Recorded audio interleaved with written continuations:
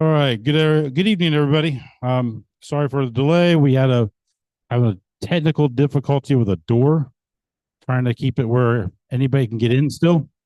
If everybody will please stand and we'll say the Pledge of Allegiance.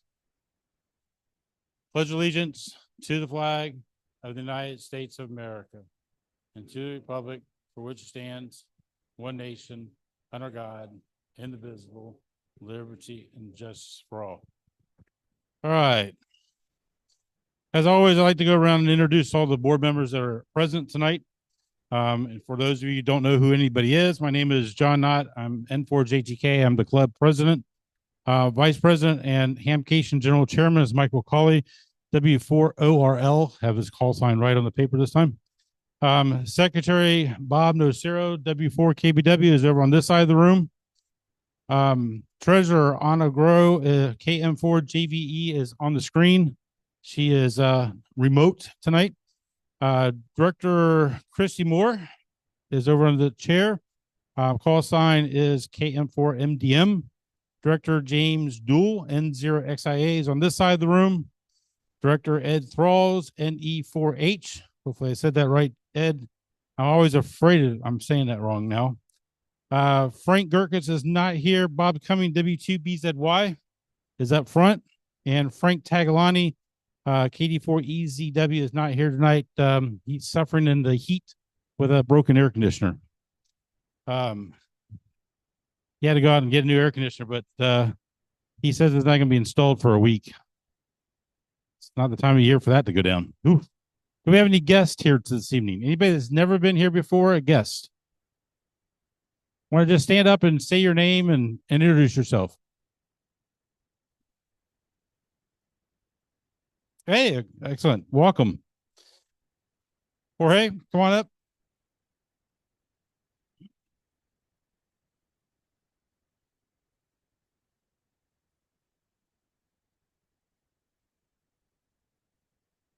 Congratulations. Anybody else? Hello. I'm Michelle, and Mike, you are up here somewhere. I know you're, I just see, there you are. Mike Devine's daughter-in-law. Welcome. All right, anybody else? All right, Bob, test session results. Okay, we had 7 candidates tonight, one of which was Jorge, came in with expired general. He had to retake the tech, but he took the tech and passed it. He even made an attempt at getting an extra afterwards, but didn't do that. But hey, he's got his general back. So we have 3 new technicians tonight, 2 new generals, and 1 new extra tonight. One person did take extra, but did not pass it. Excellent. All right. Now we're going to backtrack for just a second. Any new members? Anybody that just joined tonight or maybe joined last month, here this month? Nobody? Well, here we go. Let me give you a microphone. Hi, I'm Jay. Just got my technician last month at the Emergency Operations Center event, and then just got the general tonight. Congratulations. Let's switch. Test 1, 2, 3. All right. I thought maybe it was just me. So I'm gonna have to eat the microphone. All right. Obviously, field day weekend just happened this past weekend, and we don't know results yet. But I just want to say real quick, many thanks to Lamar's for hosting field day this year. Hope everybody had a great time, and I hope people were able to get some time on the radio. I know a lot of times life gets in the way, and trying to get on the airwaves is difficult, but hopefully everybody got a chance to get on the air. My apologies for not being there the whole weekend. I got something medically going on where I get tired very quick. Got home, we ate dinner, and I ended up sleeping 4 hours right after that. So hopefully get that resolved here soon. But I hope everybody had a good time. I hope you didn't get wet because of the rain, and made the best of it with our Florida weather in the mid or end of June and stuff. So anyways, a couple things I want to talk about real quick. Remind you that K4 KDI tailgate is coming back this summer, actually in a couple weeks, July 12th at the South Conway Baptist Church. This is one of those tailgates. If you want to get the good deals, you need to get there early, 6 o'clock in the morning. Okay. Before the sun comes up, bring a flashlight. It lasts 6 till noon. I believe everything's free if you want to tailgate, get a spot, that type of stuff. All you have to do is show up, get there early. If you want the shady spots, you better get there really early because those go very quick. And if you have some things you want to sell or trade or get rid of, that's a good opportunity to do that. At South Conway Baptist Church is obviously on South Conway Road, almost all the way down by the airport, and hope to see people there. It's a good event. He usually does 2 a year. I don't know if he'll bring back the one in winter, the more like winter time, but he is bringing back the summer one. So hope get out there and support, even the local little tailgates and stuff. Even though you might find a good deal, you can't pass. The other thing I want to talk about real quick, I'm going to fast forward and then I'm going to go back again. There's a few of us in Orange County areas have started getting into Meshtastic. It's a how many, by show of hands, how many knows what Meshtastic is? Okay. Because sometimes when you talk about these new things that come out, people look at you like, huh? What are you talking about? So if you don't know what Meshtastic is, it's kind of like bringing off-grid communications to you through 900 megahertz. A few of us are getting involved in it. Jeremy's pretty big into it now. He is going to do a presentation sometime soon at Orange County Areas, which is the second Thursday of the month. When that meeting or that presentation has been finalized or date set, I'm going to put an email out to you. If you are interested in it, learning more about it, or just want to figure out what the heck it is, everybody's welcome to come out. Okay. It'll be at the Orange County Emergency Operations Center over on East Winter Park by University and Forsyth. And you don't need a license. That's what's nice about this one. You don't need a license at all. It's low power, of course, but it's mostly text messaging. There are some things coming around that can allow you to do some voice over it now, but also you can sit there and keep in touch with the family and the neighborhood.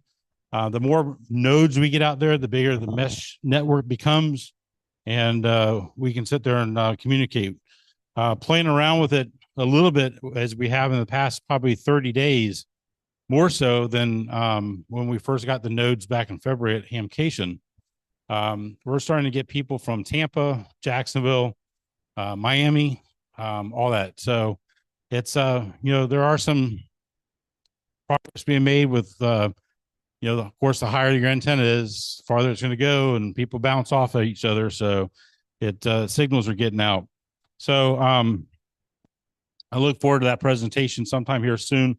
And as soon as that is set, we'll get that announcement out and everybody's welcome to attend. All right. The other thing I want to talk about, and this will take a little bit longer, nominations are opening now for our ARRL division director and vice director positions. The election is going to be later this year, but nominations forms are being have to be signed now so they can get themselves on the ballot. Andy, our current vice director, is here this evening. I will have him come up and talk for a few minutes so you can introduce himself while he's here.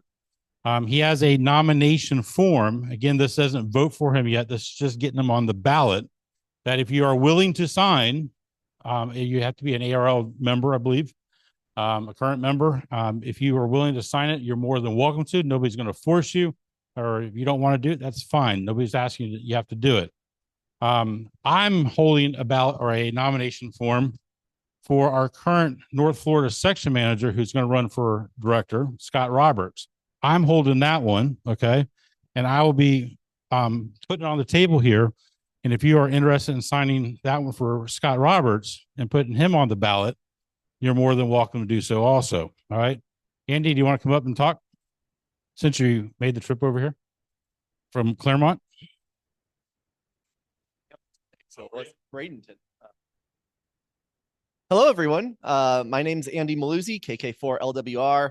I am your current vice director for the Southeastern Division of the ARRL. I'm also the youngest board member, and I got appointed into this role actually about a year ago. I had run previously. I came up about 200 votes short, lost to Jeff Beals, who passed away. Some folks may know him.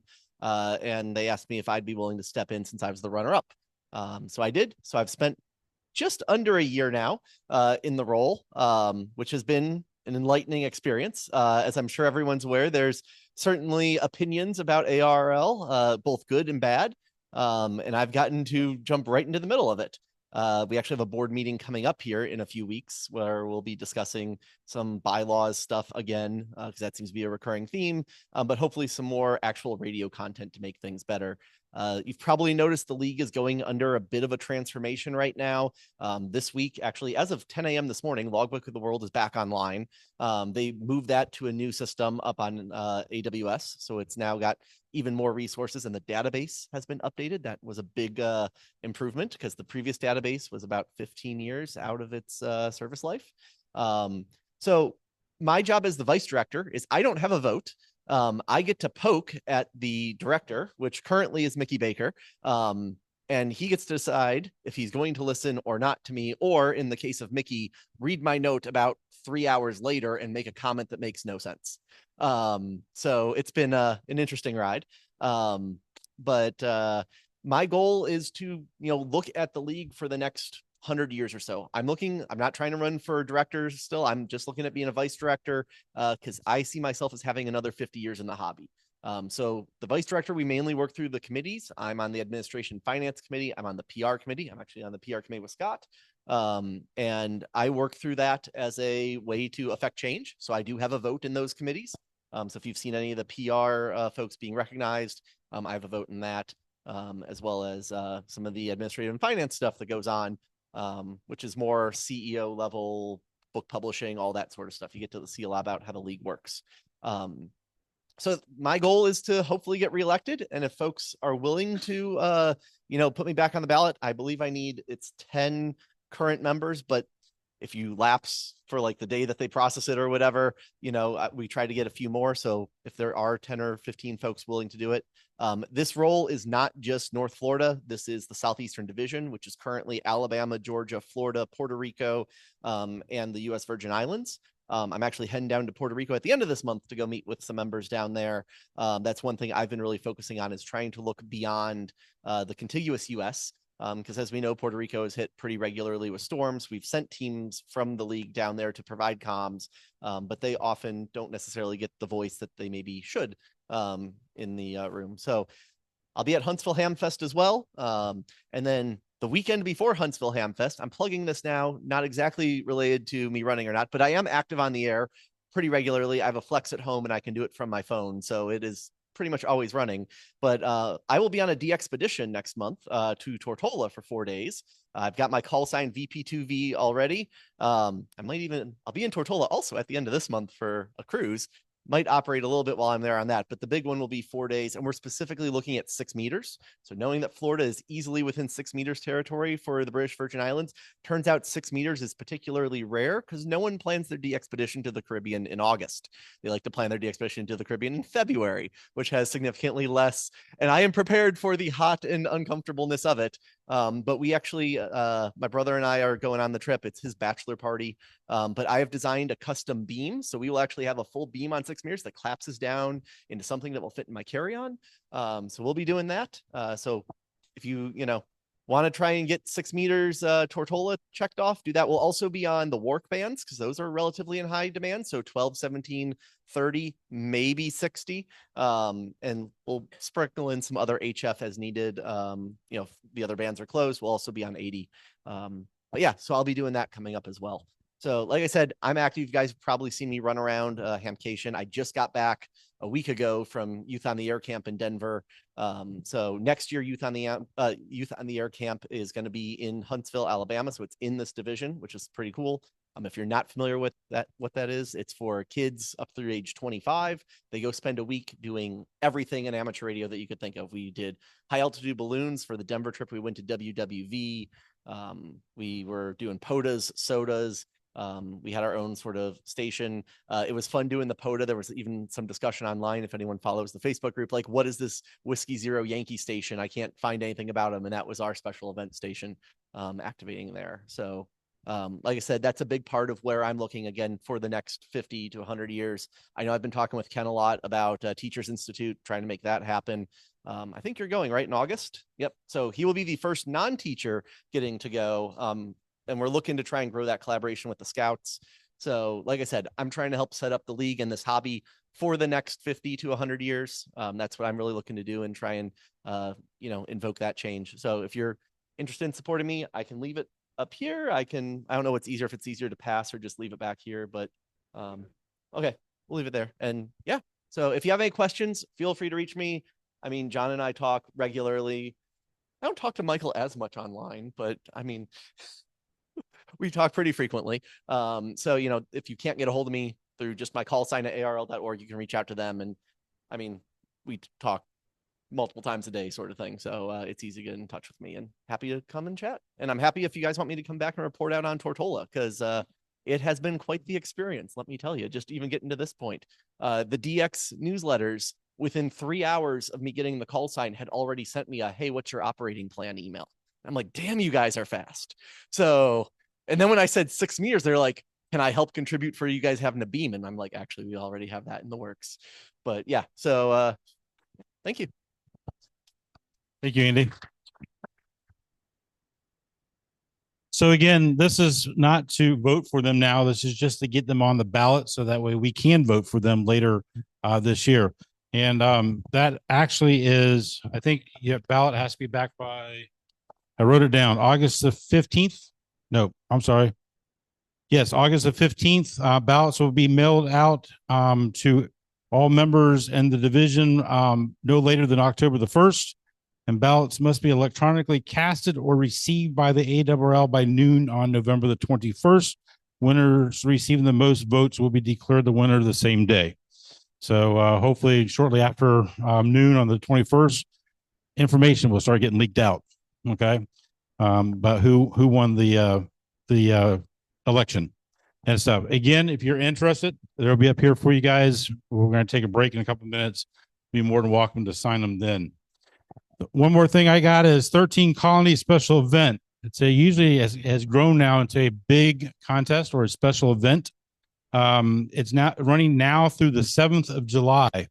That's where you have to get all 13 colonies. If you want more information, instead of me trying to tell you about all the more information, just go to 13 with the numeral 13 colonies.us, and that will be able to get you all the information about it.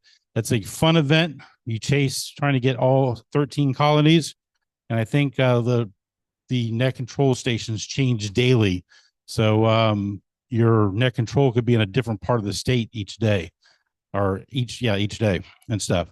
So with that, Michael, did you have anything for Hamcation 2026 this month? Not yet? Okay, excellent. All right, going around to board members real quick. Michael, did you have anything? Anna, you're online yet? Can you hear us? Yeah, I'm good. I don't have anything.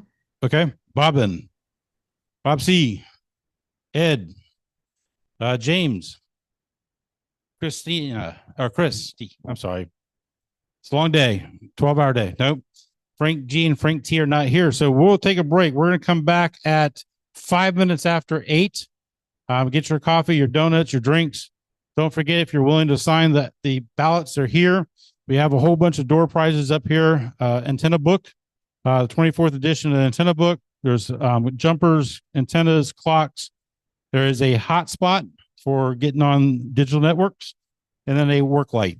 All up here of your choice this month. We'll be back.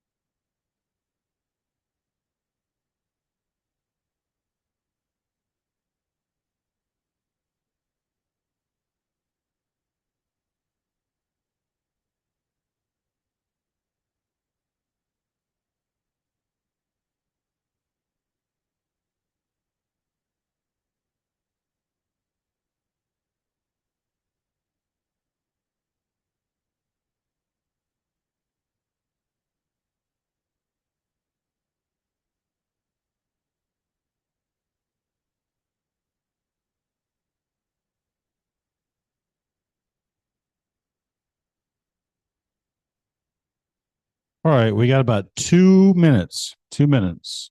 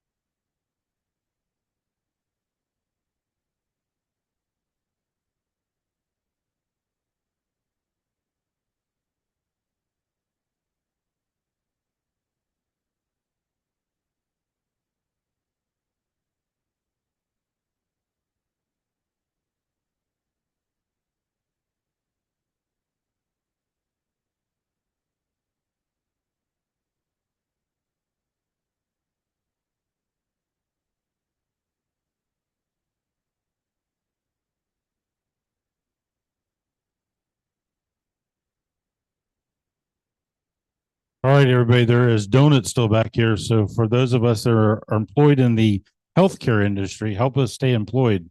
Have another donut. Your doctor called so you can have another donut.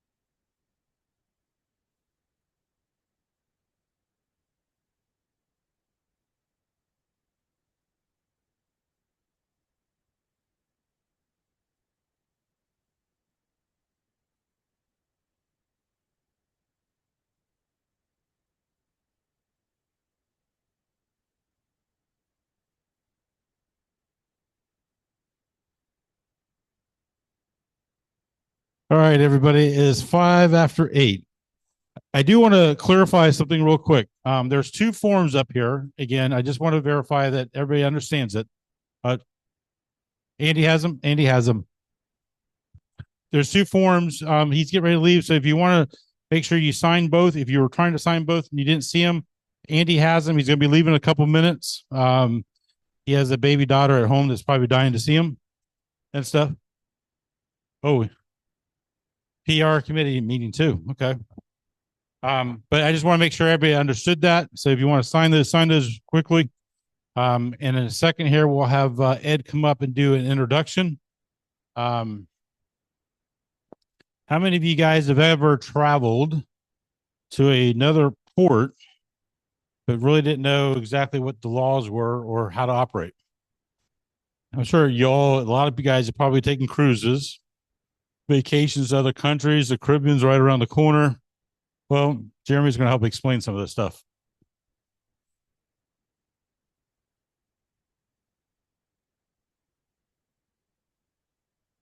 And then I also want to remind everybody, we do have door prizes, but make sure you have your ticket.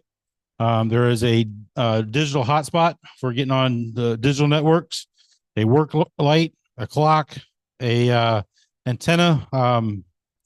For life of me, I can't think of the name of it. Signal stick. You've probably seen them at Hamcation. Should be back again next year. There is a jumper cable and an antenna book. So a lot of things to give away this evening. And definitely don't want to take any more home.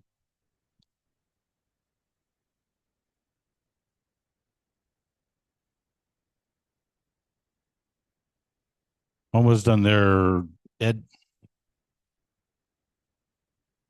Jeremy, you ready? Okay. He shoved another piece of donut in his mouth.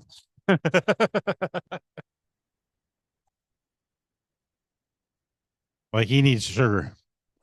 There you go.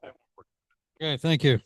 Good evening, folks. And tonight we're going to hear from a familiar face at OARC meetings, Jeremy Baus, KQ4AFY.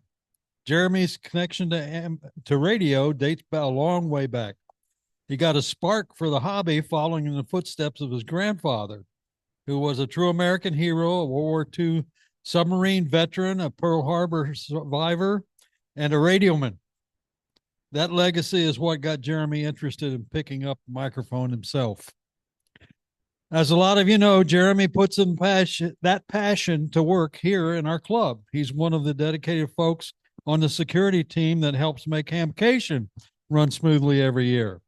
He didn't just work at Hamcation 2024. He passed his amateur extra exam at the show.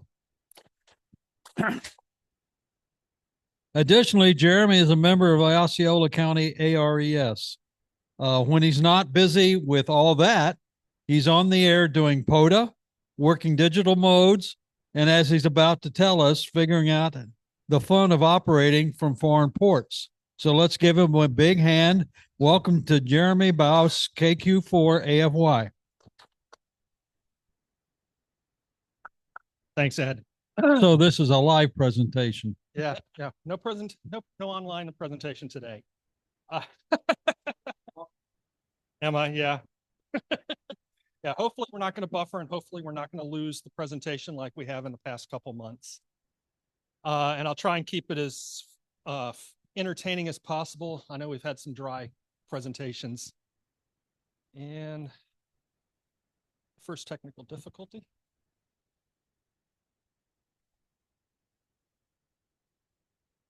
And share my present. So as he said, I'm fairly new. I got passed my tech in general here at OARC in 22, and then got my amateur extra in 24. Volunteering with my first year with Hamcation. Then as a volunteer, second year, I stepped up and volunteered as the assistant chairman for security, and I've been assistant chairman since. I also have stepped up, and I'm not only with the Osceola County group, but also I serve on the board of directors for that as well, and work both full-time and part-time. I've got about 4 part-time jobs. As I said, I love amateur radio. My grandfather was a radio man on the submarines. He was in Pearl Harbor on December 7th, 41. Managed to make it off of that. Managed to make off a lot, so I could never pass my code, so I never got my license before then. But moving to Florida, figured it was a matter of when we were going to have a disaster, not if. So for emergency communications, I was going to be prepared for it. And as Ed said, I love traveling. My wife and I cruise a lot, and I love radio, so that brought me together. So first thing you got to know is, what do we need to know about operating remotely in another country? There are different operating agreements.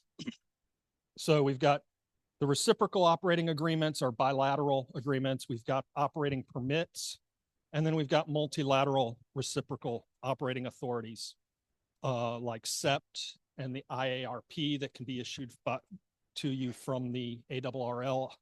And there's also CITL, which is also accepting of the IARP. With the bilateral agreements, it means that we can operate, but it doesn't mean that we can just start operating. Some of the countries have different operating agreements where you have to have a formal permit from them as a visitor. Some of them you do not. US and Canada is a good example of it's an automatic. We can go up to Canada. Canada can come here. We just adjust our call sign and we're legal. There's currently, as from what I could find, no current reciprocal agreements with Mexico and the US. From what I could find on looking at any of the spectrum authorities for the US or Mexico and on the ARRL website. But you can find more about it on the ARRL website link here, and I'll get the slides to John and Michael afterwards here. So for me on my trip, I needed to have some operating licenses because of the countries that I was going to. So I had my operating license that I got from the Bahamas. And then I also had to get an operating license from the Cayman Islands. The nice thing is since my trip in 24 to Cayman Islands, which is a British colony, has actually adopted the SEPT agreement. So if I went the next time, I would not need to get my visitor's license. I can just follow the same rules that I would follow for SEPT. SEPT is the European licensing partnership between all the different European countries, mostly. They all voluntarily decide whether or not they're going to agree to it. There are two parts to SEPT. There's SEPT and there's SEPT Novice. The SEPT Novice is not implemented by all SEPT countries, but that actually allows for general class licenses to have reciprocal agreements, whereas your SEPT agreement or the SEPT licensing is strictly for amateur extra, amateur advanced, the higher level. With that, when you operate under SEPT, you have to have 3 items with you at all times. You have to have a copy of your official FCC license. You have to have a copy of your proof of citizenship. And you also have to have a copy of the 3-page SEPT public notice from the FCC stating that the FCC is agreeing to abide by the SEPT agreement.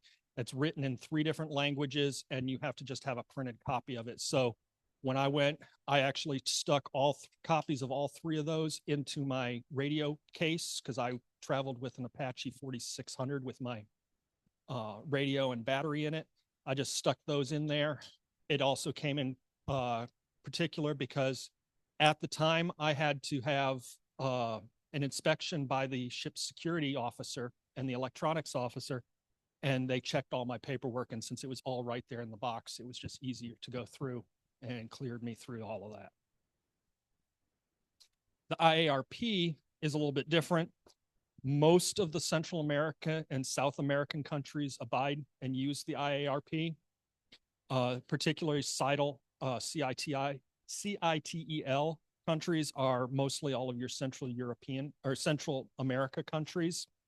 And they accept the IARP, which is just an international permit, operating permit that is issued by the IARU agency for your country. So for us, that is the ARRL. For another country, it would be whatever their operating country was. There are 2 classes, and the technician class has a licensing that agrees, so you can actually still do your, if you're a technician license going to Central America, you could do this and still operate legally. If you've got your HF bands, you get your class 1, and you can do that. You can review all of the country notes because there are a lot and it's different countries, but that's all that I could find on the ARRL website for different countries. So that's pretty much the difference between the 3 licenses. You're either going to operate under an automatic reciprocal agreement like the US and Canada. You're going to have a permit like the IARP, or you're going to have to get a visitor license, or in the case of the SEPT agreement, you don't have to have anything other than carry those documents with you, and you're legal. Go a little closer. Okay. So for me, it was a question of why not combine them both and do ham radio and cruise ships. So I wanted to share a couple of few numbers with you guys, just out of curiosity. Anyone want to guess what this number is?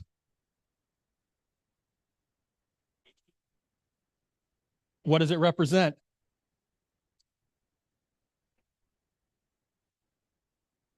Got it. I got a bunch of comedians here. This is actually according to the cruise industry's 2024 census. That's how many cruisers were free, and that was post-COVID. Anyone want to guess what this percentage represents? Nope.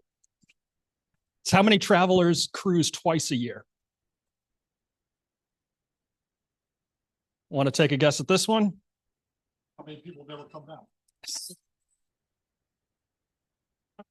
back? That's the cruisers that do 3 to 5 a year. So partly that tells me that I'm above average.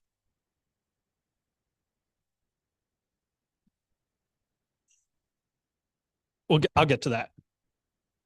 That one is actually the average cruise duration for most of the cruisers, which again shows that I'm above average because my average is actually 6.9 days.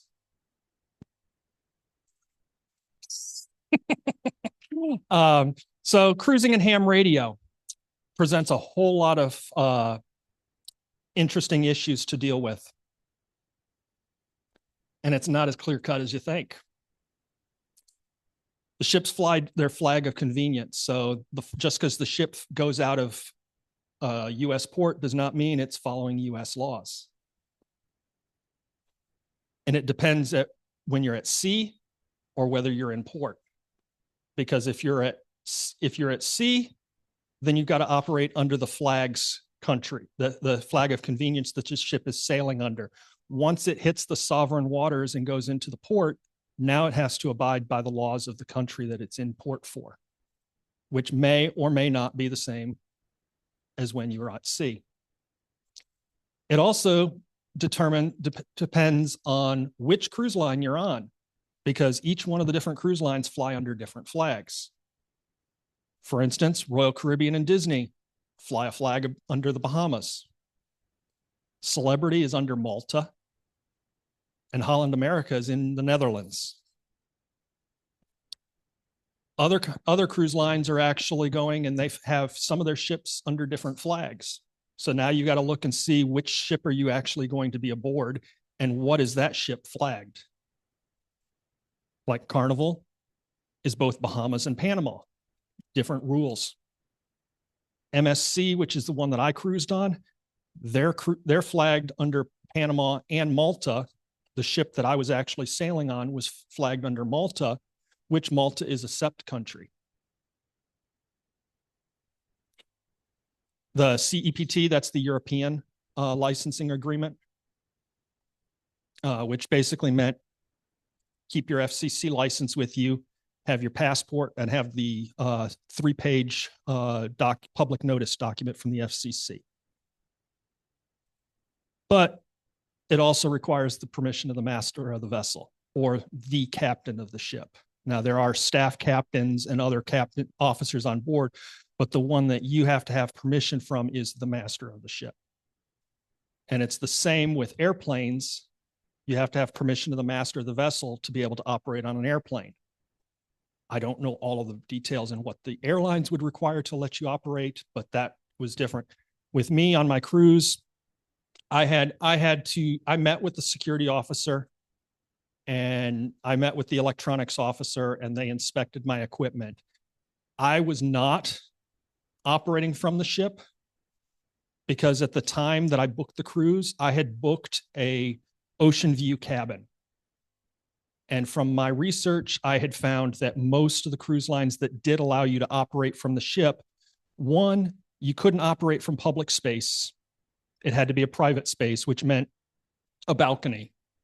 And since I wasn't in a balcony cabin, I didn't ask for it. I also initially booked the cruise and I was still a general. So I didn't have my extra certification or extra license yet. And I was going to be unsure if I was going to pass it by the time that I went on the cruise. So I didn't ask for permission. I did speak with the deputy security officer. He did tell me that all of my paperwork was in order. And if I wanted to make the request, he would have ran it up the chain of command to the master of the vessel to ask for permission for me to operate. I didn't make that request. Because of that, they did ask me to keep my radio in security while we were on board the ship. So they locked it in security. And then when I was going off ship to operate, since my trip was doing POTA off ship, they brought it to me on the gangway. And then when I came back on board, they picked it up and took it back to security. Mm-hmm.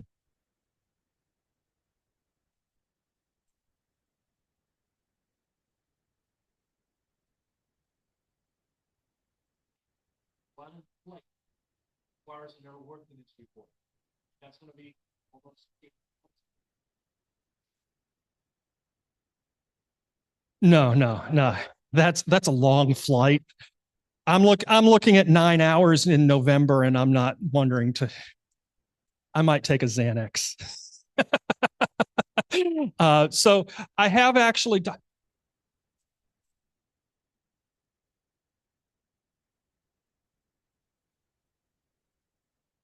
You will, when you go through the cruise terminal, when you're boarded, who's cruised before?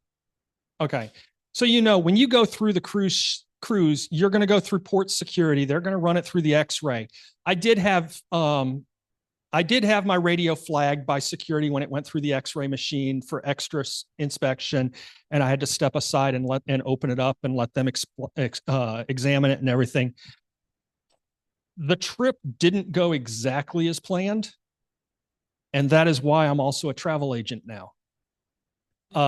Because I had booked my trip through a travel agent who was a friend of mine.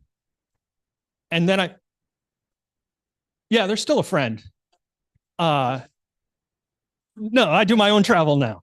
But the issue we ran into was that I then approached the cruise line to make my request to bring my radio equipment on board. And I gave them a list of what I was bringing, my license, a copy of my license, and also copies of my visitor's license, because I stated that I was not requesting to operate from on board the ship, that I was looking to go offshore when we got to port and operate under the reciprocal agreements of those countries and do POTA activations.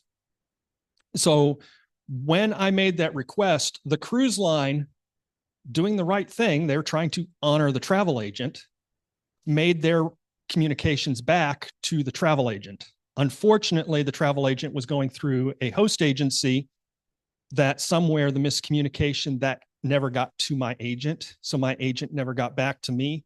So I never knew that the cruise line had actually approved me to bring my radio equipment on board and had actually stated what was the policy that I needed to follow when I got to the ship, to the terminal to board the ship.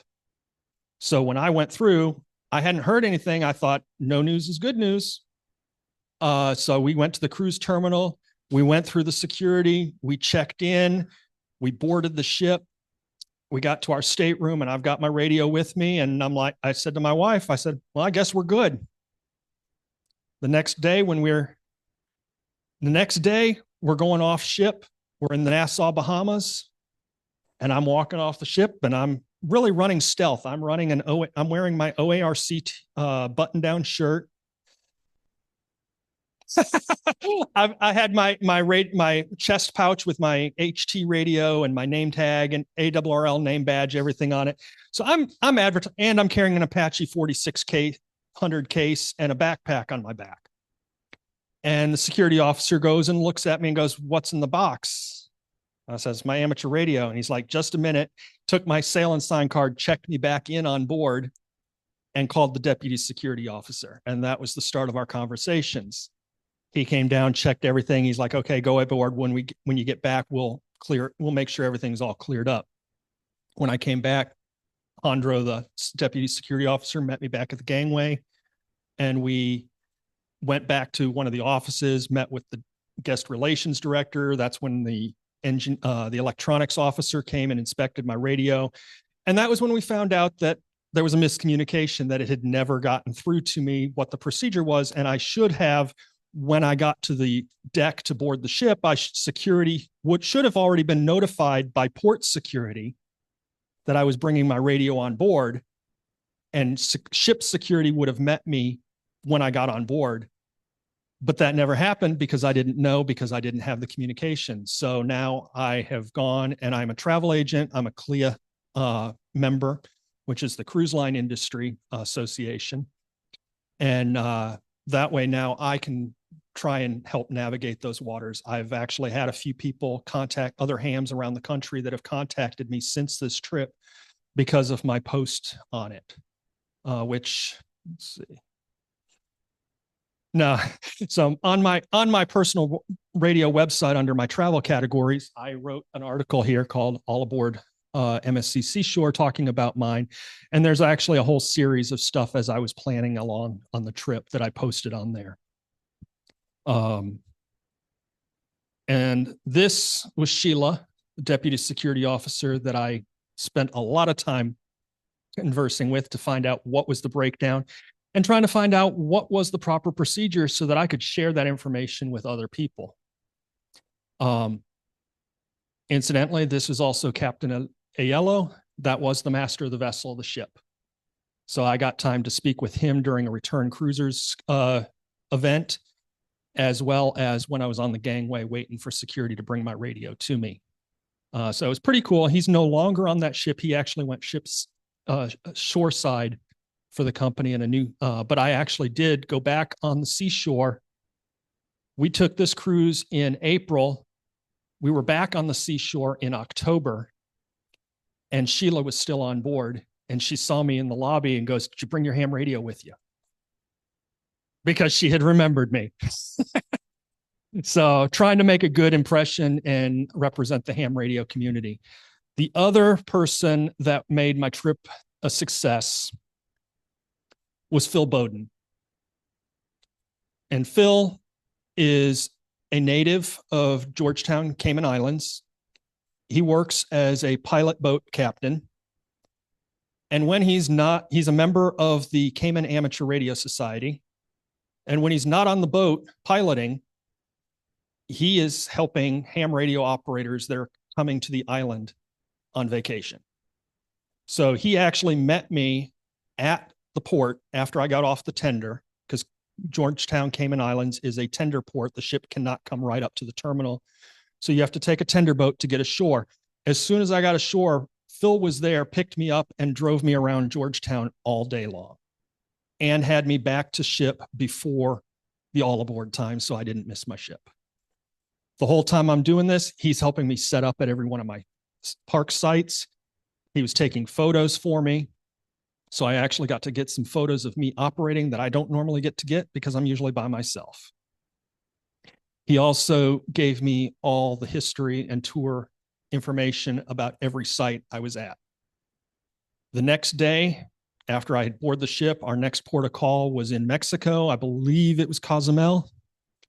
I had data service, so I WhatsApped, texted him back to thank him for his hospitality.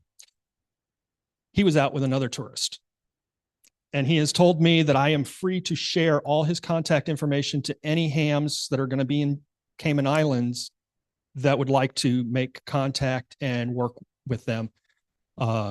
They were very hospitable. I also got to meet Andrew, who at the time was the president of the Cayman Amateur Radio Society, and the building behind him was their ham shack, and you can see a couple of their antennas for their array.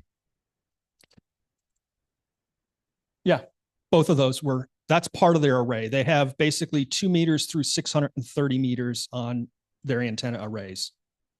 I don't have all of the pictures of the arrays, but there's another couple of them. And there's a few more. But they were very hospitable. I found out that Andrews even let ham radio operators that were visiting stay at his house, which was right next door to the shack, so that they could actually use the shack and operate while they were on their trips. So CARS is a very hospitable group. I got to meet several of their members. Phil drove me around to a couple of their houses just to introduce me to a few of the different members on the group. I checked in with them during the last hurricane season, and they managed to stay safe. And they have updated their website, and they're actually advertising ham radio tourism as a big effort that their club does. So that is a big thing, and they were great. I couldn't have made it. I managed to get 4 parks activated in the just under 5 hours that I was shoreside. I actually ran out of battery juice, and that's why we had to go back to the ship early. Otherwise, we would have tried for the Rove and gotten 5. As I said, I am a travel agent, BausTravels.world. If anybody needs to travel, if you want to cruise and take your radio with you, I can help arrange that and take care of everything with the cruise lines and tell you what cruise lines are going to work with you best and not. Some cruise lines are different. Some of them do not want to have, for some reason, do not want to have ham radio operators on board. They explicitly, it's on the forbidden list. MSC, their forbidden list did not mention amateur radio equipment at all, that it was allowed or that it was forbidden. So I was trying to reach out and find contacts to get that information. Other cruise lines I found have it specifically listed as forbidden. Some cruise lines say with exceptions on case-by-case basis. Some of the cruise lines will work with groups. If an entire group is wanting to get together, they will make exceptions for that group, but not individuals. So it varies different. And like I said, I've had at least 2 or 3 hams from across the country contact me. And unfortunately for that, in their cases, most of them contacted me like the week they were sailing. So there was not much I could do to help guide them, or they weren't going to get the permissions and that in time for their cruise. But definitely, I can definitely help. Is there any other questions? Disney Cruise Line.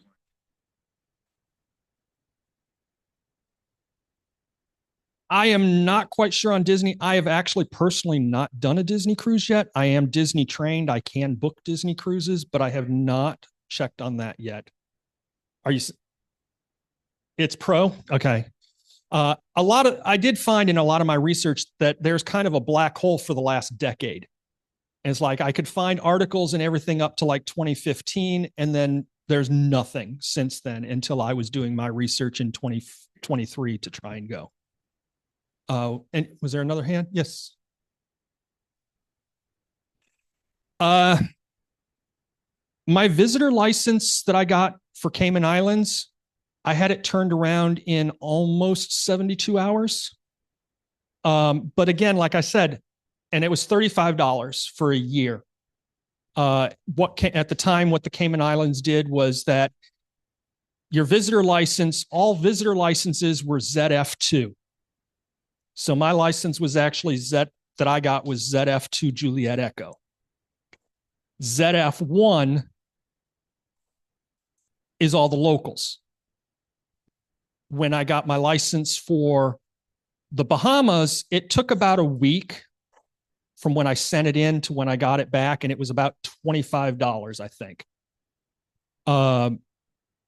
With them, they issued me the call sign, and it was basically my FCC call sign slant Charlie 6 Alpha. But according to their Spectrum Authority rules, you needed to have the visitor license to do that. You couldn't just go and operate with that. And if you didn't have the license, you could have gotten in trouble. While I was in the Bahamas, even I actually had communications officers from the Bahama National Trust, which was in charge of their national parks, that were actually touring the site that I was at and operating. So I spent about a half an hour of my activation time talking with the officers of the Bahama National Trust about what POTA was. And that was also, I was the first amateur radio operator to activate that park. The visitor licenses are for a year. So it was good for 1 year. So if I'd made another trip in the year, I could have operated. Technically, I think when I went in my trip in October, I did not take my cruise, my radio with me for the second cruise on MSC Seashore, because on that cruise, our itinerary was basically 2 days on MSC's private island in the Bahamas, and then it was going to Costa Maya and Cozumel. And since Mexico didn't have any reciprocal agreements, I knew I wasn't going to be able to operate from there. And I was questioning whether or not I could operate from their private island, because technically that is their private island, even though it was under the Bahamas flag. So I didn't take my radio, but I may have. I just needed to have probably clarified that with the cruise line if they would have had a problem with me bringing my radio and gone and setting up somewhere quiet on a beach and done a beach on the air. That wouldn't have been POTA. That would have just been me operating and making contacts from an island in the Bahamas. Islands on the air. Yes. Yacht, international waters. Again, it's going to go by the master of the vessel and what the vessel's flagged under. So if it's flagged under a US flag, it's going to follow FCC rules, even if it's on international waters, because that's what it's flagged under. If it was flagged in another country, then you'd have to operate it based on what the flag of that country was, as well as getting permission from the master to operate from the ship. Yeah, buy your own yacht. You can do whatever you want.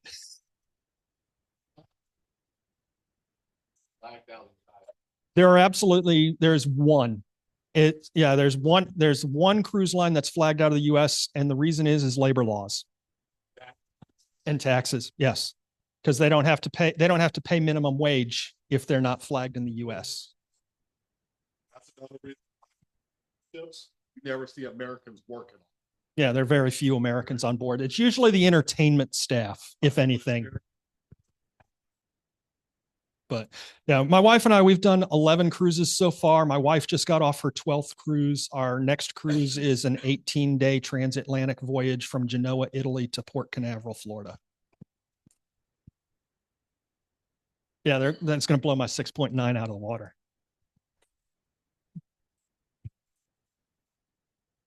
My HF antenna that I was operating, and it's in, I did post it in my article, was my Gable Radio GRA 7350T.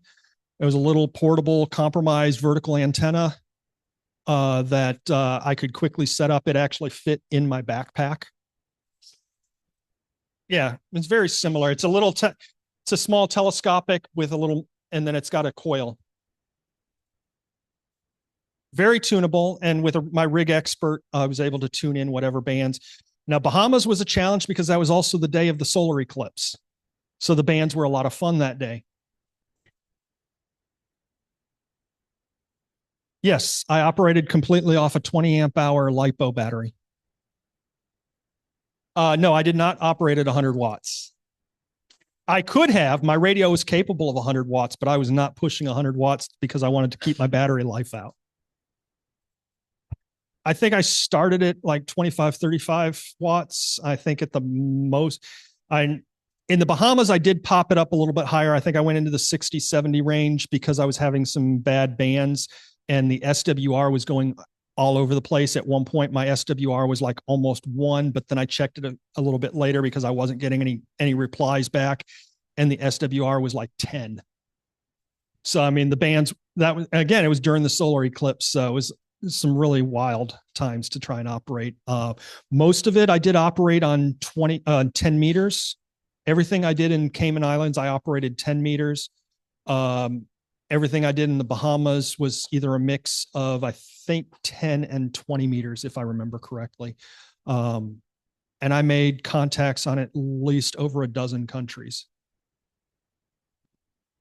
I was operating FT8 digital mode, just because of the weak signals.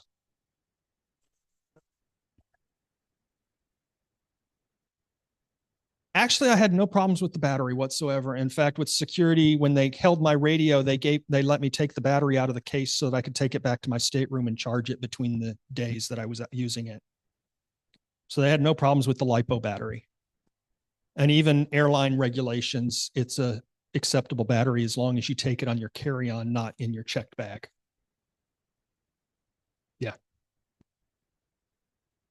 They're worried about the lithium ion because of the chemistry of that, but the lithium phosphate iron phosphate batteries are a lot better chemistry and they're more stable, so they don't have a problem with it.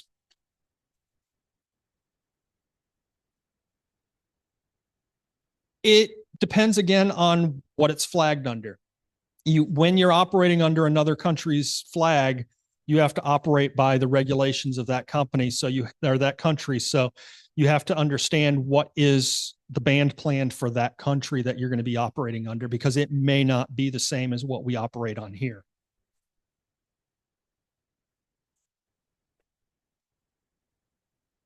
Exactly. Any more for me? Well, in that case, I will say thank you. And it's been an interesting time trying to do this. I need a PDF file. All right, Jeremy's going to send a PDF file to us, and then anybody that wants it, we can email it to him for any of the information he has on his PowerPoint presentation. Who's ready to take a cruise or travel? Time of year.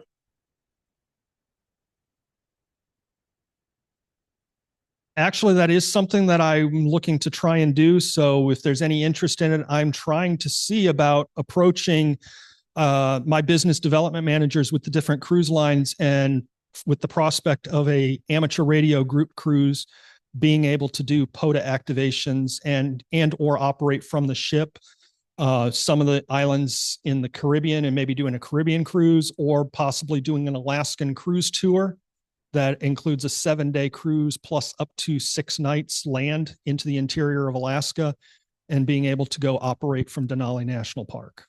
So those are ideas that I've been trying to see if there's any interest in people wanting to go do that and organize it.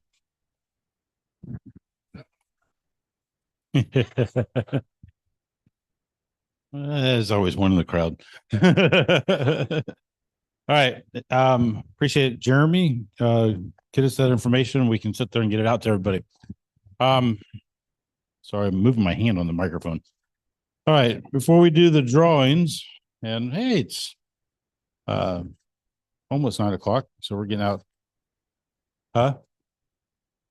Field day notes. No, we're not going to do that tonight. We'll let everybody take a break from field day. I mean, I'm sure everybody that's working field day is probably going, okay, let's take a break from that. But get your notes in order so that way you can always compare notes and make things better for next year. Just want to remind everybody that we will be here next month, August the 6th, 7:30 for our monthly meeting. And is it still going to be the ham radio answer panel? The ham radio question and answer panel? Is that what you're still planning? Okay. All right. So if you have, bring your questions. We'll have experts. If not, we'll find an expert. You never know who's on the outside. And be able to answer any questions you have. Try something a little different next month.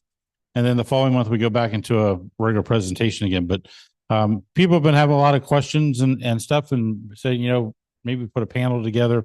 So that's what we're going to work on. Again, August the 6th.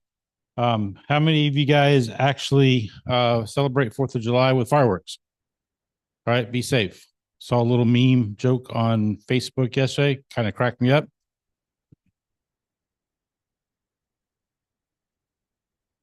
No, but he sat there and says, you find a guy that has an eye patch and 3 fingers, buy his fireworks because he has the best. So kind of cracked me up. All right. If you do, please be safe, guys. Don't actually, we had one come in today through work that actually was the first casualty.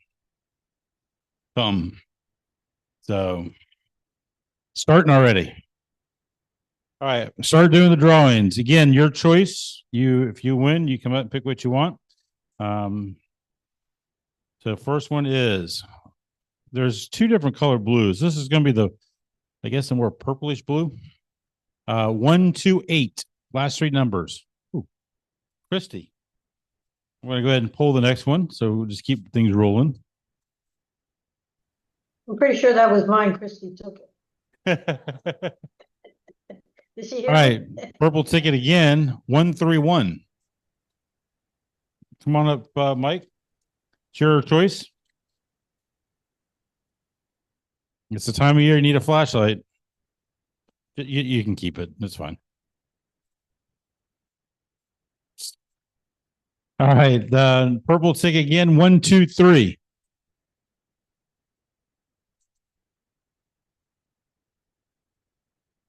I'm moving things around, so just go ahead and lay it down on the table. That's fine. And then grab whatever one you want there yet. The book, all right. Purple ticket again. 116. Got it? Pick a prize, any prize. All right, purple 133. Come on up. There's 2 items left. There's an antenna and the signal stick antenna and the coax jumper. All right, last ticket. Oh, it's one of the blue ones, the bright blue ones. 126.